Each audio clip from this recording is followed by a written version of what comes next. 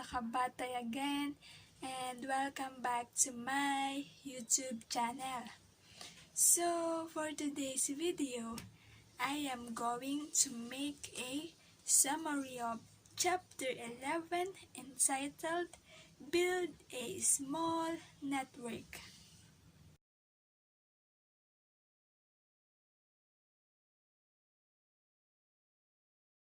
Guys, in this chapter, it identifies the device and protocols used in a small network.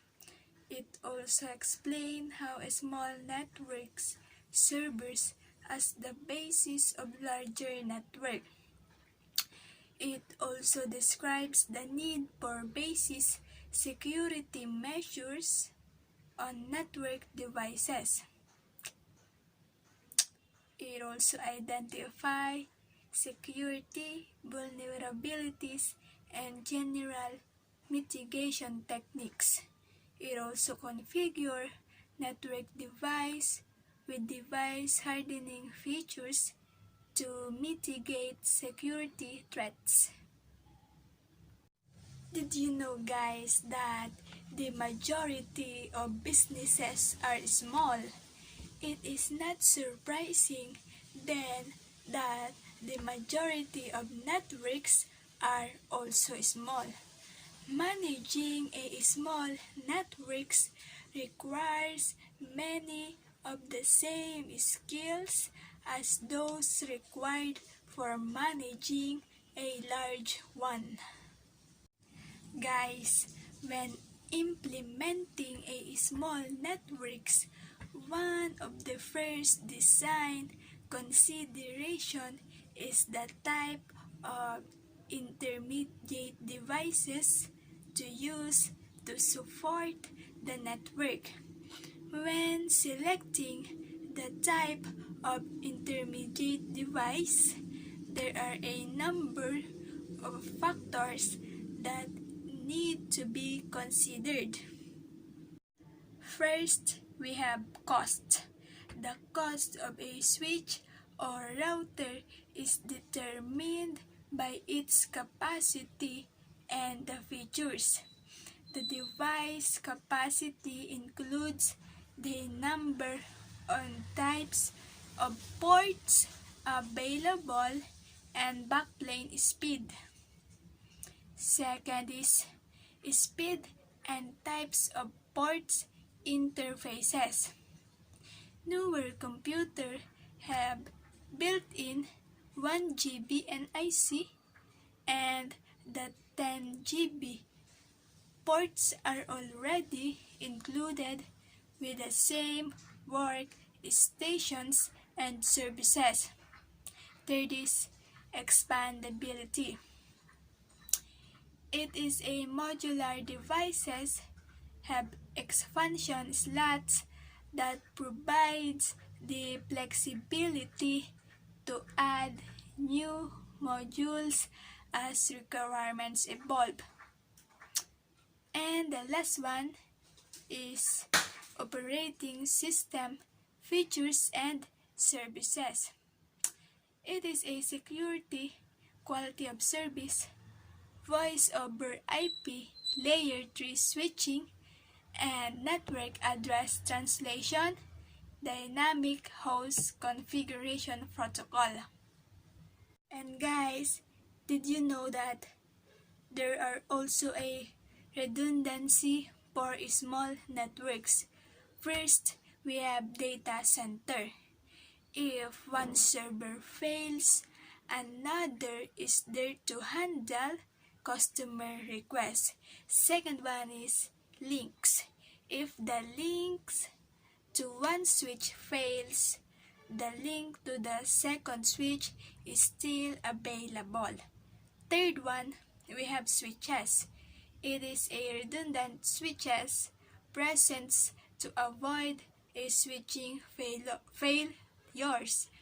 And last, we have routers. It is help to ensure that application transactions receive from extreme traffic. There are also two forms of software program or processes that provides access to network. First, we have network applications. They implement application layer protocol and are able to communicate directly with the lower layers of the protocol stack. Second is the application layer services. It is another programs that needs the assistance of application layer services to use networks resources like file transfer or network print is pudding. Next guys, let's discuss what are the different types of malware. Did you know guys that malware or malicious code is short terms for malicious software? First, we have viruses. It is a computer virus that is also a type of malware that propagates by inserting a copy of itself into and becoming part of another program. It spreads from one computer to another, leaving infections as it travels. Second, we have also a worms.